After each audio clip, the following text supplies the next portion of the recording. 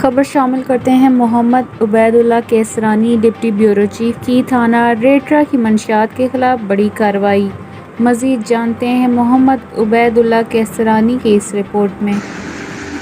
تھانہ ریتڑا کی رات گئے مختلف منشیات کے خلاف بہت بڑی کارروائی کرتے ہوئے مختلف مقامات پر چھاپا لگایا۔ سب سے پہلے 12 کلو چرس برآمد کی، دوسری کارروائی میں 12 بور بندوق برآمد کی اور دونوں چھاپوں میں ملزمان گرفتار کر لیے۔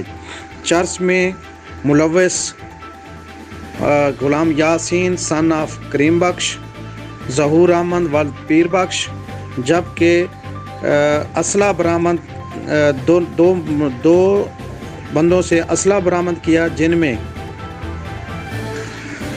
محمد شہزاد سکنہ بھاٹی، فیض محمد درخان سکنہ بھاٹی، ان سے 12 بور بندوق برآمد ہوئی۔